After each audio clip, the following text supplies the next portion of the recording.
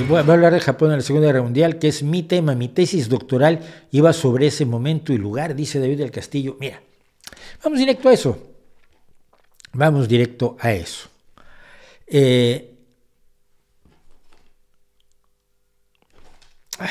Bueno. Empecemos por el principio, y el principio está en el pasado 6 de agosto. El 6 de agosto yo volví a escuchar que el lanzamiento de las bombas atómicas sobre Japón había sido la mayor atrocidad de la historia de la humanidad, habiendo asesinado a 300,000 o 200,000, entre 200 y 300,000 personas inocentes, civiles. Que es cierto.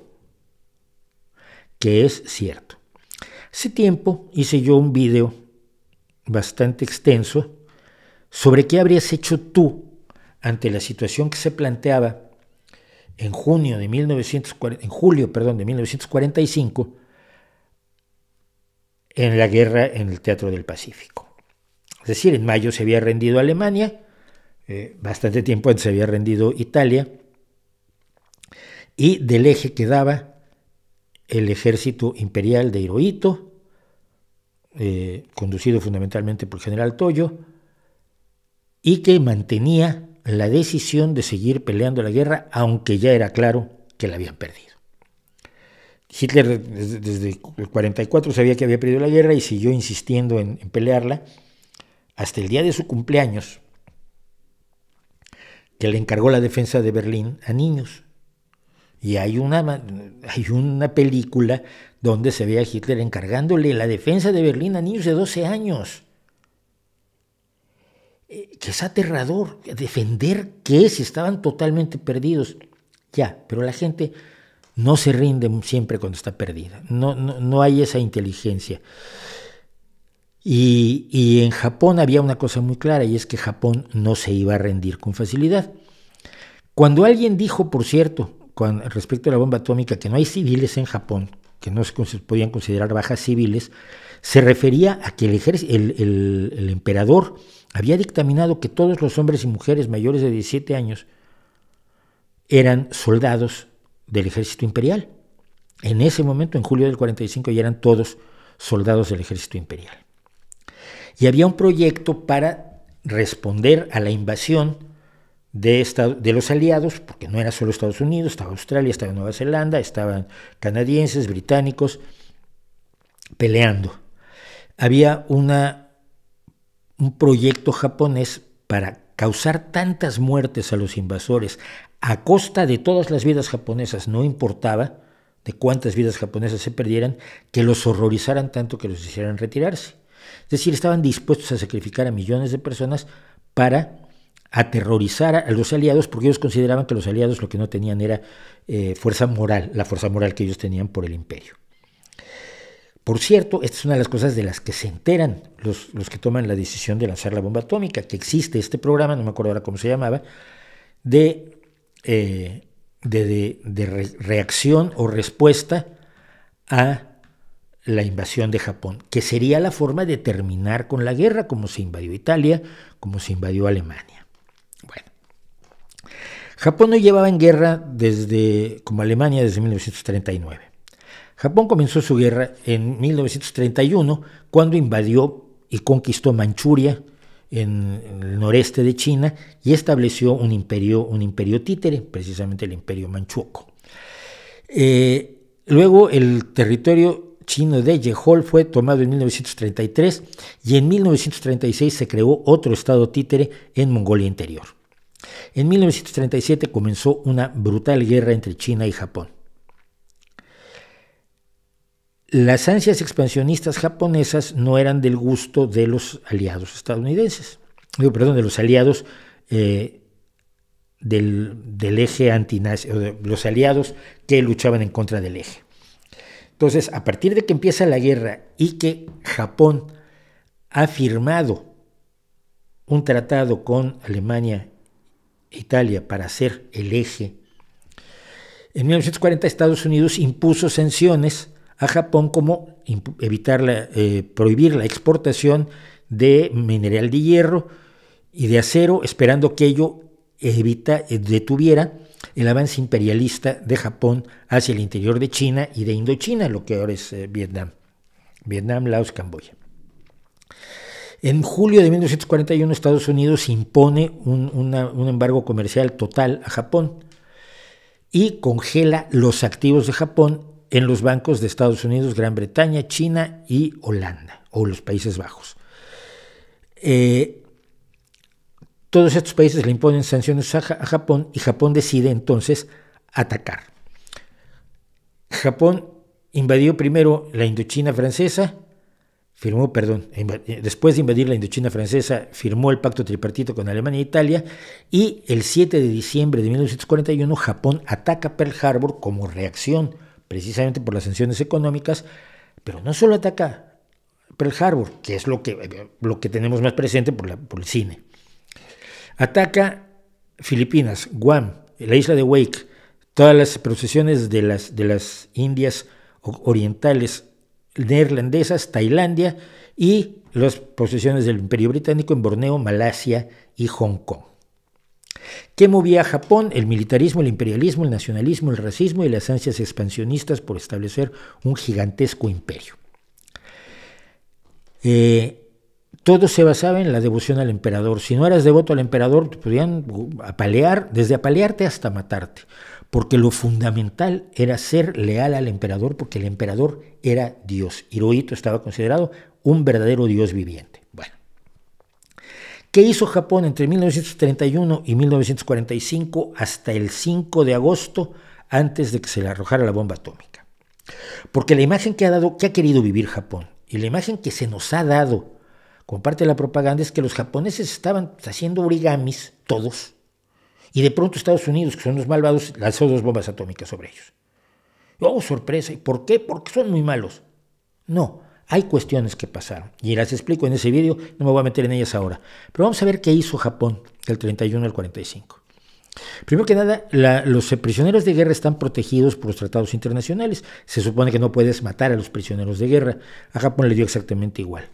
Japón torturó sistemáticamente y asesinó de manera continuada a todos sus prisioneros de guerra. De todos los prisioneros de guerra chinos que tuvo, que esclavizó y torturó, al término de la guerra devolvió a 56, de decenas y decenas de miles. Japón asesinó entre 3 y 10 millones de personas. Lo más probable es 6 millones de chinos, indios, coreanos, malasios, indonesios, filipinos e indochinos, además de prisioneros de guerra europeos, estadounidenses y australianos. Japón hundió barcos hospitales que también supuestamente están protegidos por los tratados internacionales. La más notable, o la primera señal de lo grave que era la situación con Japón, fue la masacre de Nankín de 1937 al 38, donde el ejército japonés masacró entre 260,000 y 350,000 civiles y prisioneros de guerra, además de violar a más de 70 a 80,000 mujeres. Los castigos y las diversiones del ejército imperial japonés incluían los enterramientos vivos, la prostitución forzada, que le llaman, aunque en realidad era la violación masiva de mujeres, de las que sabemos mucho, de las mujeres de solaz coreanas que fueron llevadas a centros donde se les violaba varias veces al día para solaz de los soldados japoneses, pero también hubo mujeres indochinas, indonesias, javanesas, filipinas, chinas, birmanas, de los Países Bajos y australianas. Japón se distinguió por tener unidades militares de experimentación humana, por donde pasaron 580,000 víctimas civiles. Mengele a la N potencia. Los experimentos aterradores de los nazis multiplicados en un sistema por el que pasaron cientos de miles de víctimas que padecieron horrorosamente. El más famoso, por supuesto, es la unidad 731 de Shiro Ishii, donde abrían a la gente viva, hacían amputaciones sin anestesia para ver cómo reaccionaban los cuerpos al anestesiarse, o le pegaban uno el brazo del otro a ver qué pasaba. Se probaban armas biológicas, porque Japón usó armas biológicas y químicas en la Segunda Guerra Mundial. Se les hacían transfusiones, por ejemplo, con sangre de caballo, a ver si era posible que la sangre de caballo sirviera para salvar a los soldados japoneses. Se les congelaba a ver si había sistemas para recuperarlos del congelamiento, para luego usarlos con los soldados japoneses, etc.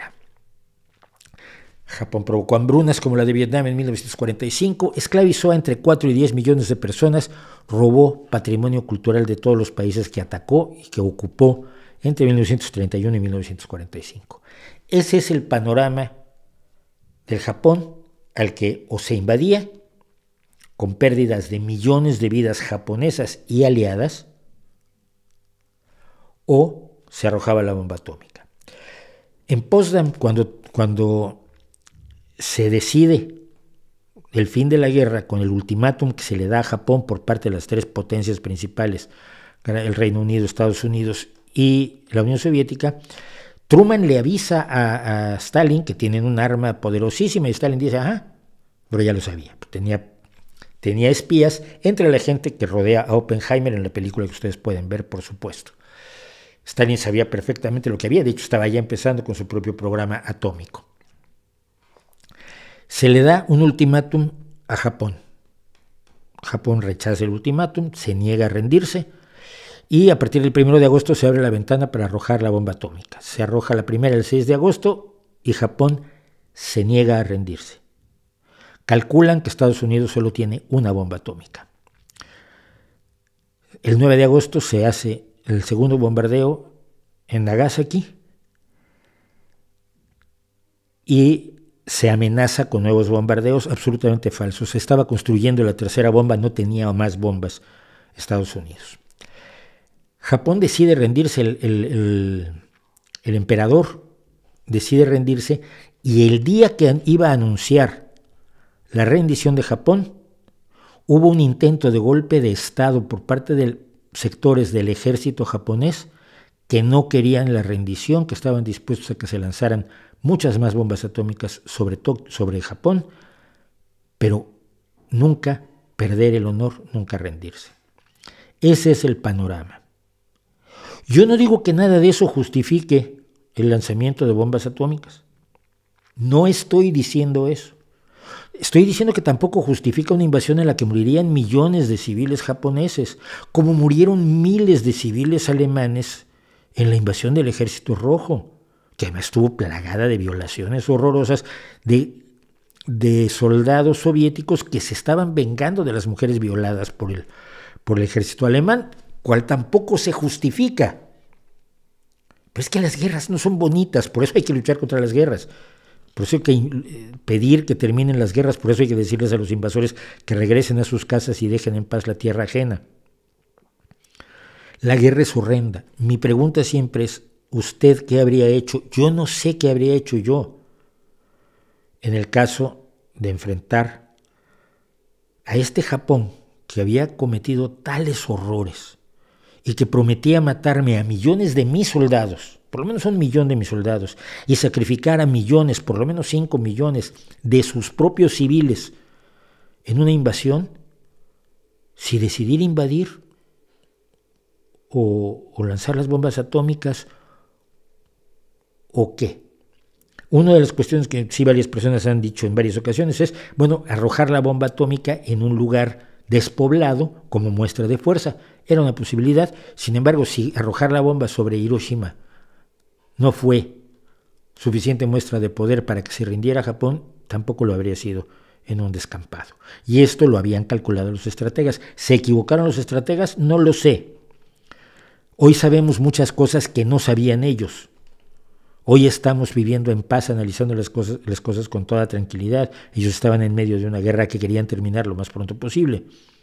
Simplemente digo que las cosas hay que pensarlas en toda su complejidad y que hay que recordar que lo que hizo Japón, que ha ofrecido disculpas y reparaciones en muchas ocasiones, pero que sigue sin reconocer del todo lo terrible que fue su participación, y se entiende que sea terrible reconocerte, mirarte en un espejo tan oscuro.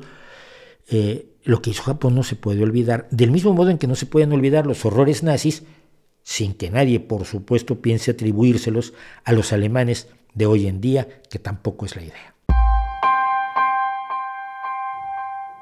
¿Japón está dispuesto a resistir hasta el último japonés? Sí, es cierto. Lo está diciendo David del Castillo, que dice que es una tesis sobre el tema, Dice, el famoso mensaje radiado de Hirohito que supuso la rendición estuvo en un triste de ser secuestrado por oficiales nacionalistas. Sí, es lo que conté, precisamente que estuvo a punto de haber un golpe de Estado antes de que se radiara el mensaje que ya había grabado anteriormente Hirohito. Qué bueno que lo mencionas y lo confirmes, David del Castillo.